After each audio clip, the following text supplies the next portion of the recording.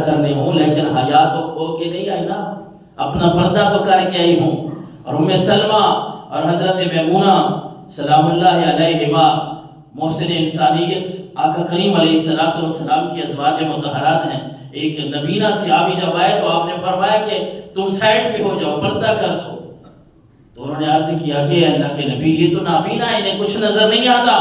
آپ نے فرمایا وہ نابینا ہے، تمہاری تو آنکھیں سلامت چھوڑنی پڑے گی جو اللہ اور اس کے رسول نے ہمیں منع کیا ہے کہ یہ کام نہ کرو، اور ہر وہ کام ہمیں کرنا پڑے گا جو اللہ اور اس کے رسول کا حکم ہے۔ رسول اللہ صلی اللہ علیہ وسلم نے فرمایا آج ہمارے گلے شکوے تو بہت ہیں نا میرے سمیت کہ ہمارا معاملات ہمارے ٹھیک نہیں ہیں، ہماری بے برکتی ہے۔ اللہ کے نبی صلی اللہ علیہ وسلم نے فرمایا ما نقض قوم العہد قط الا کان القتل بہم، اور پھر فرمایا وَأَظْهَرَتِ الْفَاحِشَةَ فِي قَوْمٍ قَطُّ إِلَّا سَلَّطَ اللَّهُ عَلَيْهِمُ الْمَوْتَ۔ اللہ کے نبی صلی اللہ علیہ وسلم نے فرمایا یاد رکھو کہ جب بھی کسی قوم میں وعدہ خلافی ہوتی ہے نا، لوگ عہد توڑنا شروع کر دیتے، اللہ ان میں قتل عام کر دیتا ہے، پھر ان کی قتل عام ہوتے ہیں۔ اور فرمایا جب جس قوم میں بے حیائی عام ہو جائے، جس قوم میں اللہ کے نبی نے فرمایا بے حیائی عام ہو جائے، فرمایا اللہ ان کے اوپر موت کو مسلط کر دیتا ہے۔ موت تو ہر کسی پہ آنی ہے نا، پتہ نہیں چلے گا کیسے آ رہی ہے، پتہ نہیں چلے گا، ایسی ایسی بیماریاں، ایسا ماحول آ جائے گا۔ یہ بھی حدیث مبارکہ کا مفہوم ہے، قیامت کی نشانیوں میں اللہ کے نبی نے فرمایا ہے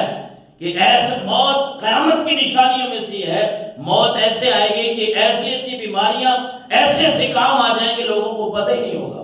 نام بھی نہیں کبھی سنا ہوگا۔ اور پھر حضور تاجدار کائنات نے فرمایا جو قوم زکوٰۃ کو روک لیتی ہے نا، زکوٰۃ نہیں دیتی، اللہ ان کے اوپر قحط سالی کو مسلط کر دیتا ہے۔ اور ایک حدیث مبارکہ میں فرمایا رب ان سے بارش کو روک دیتا ہے۔ اس لیے یہ وہ کام ہے جو ہمارے لیے ضروری ہے کہ ہم ان کاموں کو کریں، اللہ کے نبی نے جو حکم دیا۔ اور پھر اسی حدیث مبارکہ میں فرمایا پھر یہ بھی قیامت کی نشانیوں میں سے رسول اللہ صلی اللہ علیہ وسلم نے فرمایا کہ سیاتی علی الناس سنون، لوگوں پہ ایسا زمانہ آئے گا، ایسا ماحول آئے گا کہ لوگ یصدق فیہ الکاذب ویکذب فیہ الصادق، کہ لوگ جو سچے لوگ ہوں گے ان کو جھوٹا کہیں گے،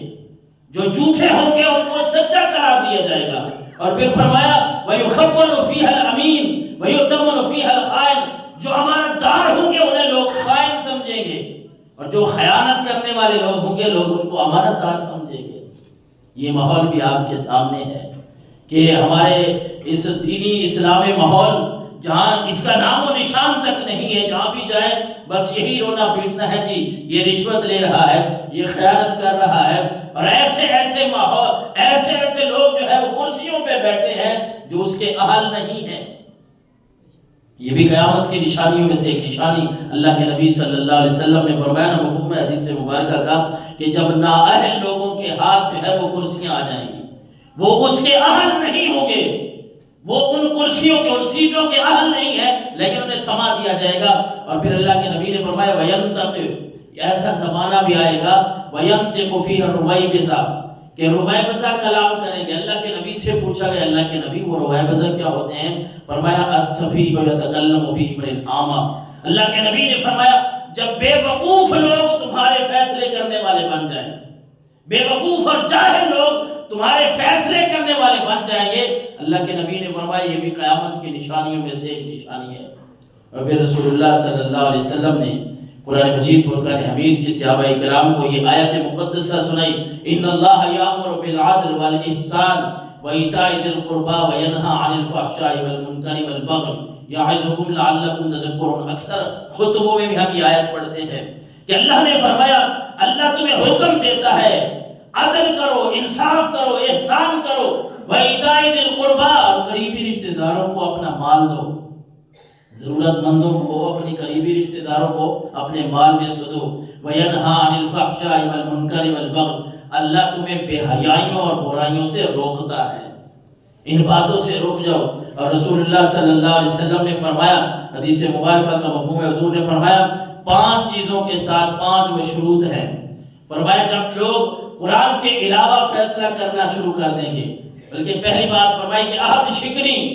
عہد شکنی وعدہ کرنا جب لوگ چھوڑ دیں گے تو ان پر دشمن مسلط ہو جائے گا. اس روایت میں فرمایا ان پر دشمن مسلط ہو جائے گا. اور دوسرا فرمایا جب لوگ قرآن کے علاوہ فیصلہ کرنا شروع کر دیں گے، قرآن کو نہیں دیکھیں گے، حدیث کو نہیں دیکھیں گے، اللہ رسول کو نہیں دیکھیں گے، وہ فلاں فیصلہ کرنے والا آ گیا فلاں، اللہ کے نبی نے فرمایا ان میں غربت پھیل جائے گی. اور پھر فرمایا جب فحاشی ظاہر ہو جائے گی، بے حیائی کے کام عروج پہ ہوں گے تو اس وقت موت پھیل جائے گی. اور چوتھی چیز فرمائی جب لوگ زکوٰۃ دینا بند کر دیں گے اللہ ان کے لیے بارشیں برسانا بھی بند کر دے گا. اور ایک روایت میں فرمایا اگر اس دھرتی پہ اس زمین پہ اگر جانور اور معصوم چیزیں نہ ہوں تو اللہ بارش برسانا ہی تم پہ روک دے. اور پانچویں اور آخری چیز فرمائی کہ جب لوگ ناپ تول میں کمی کرنا شروع کر دیں گے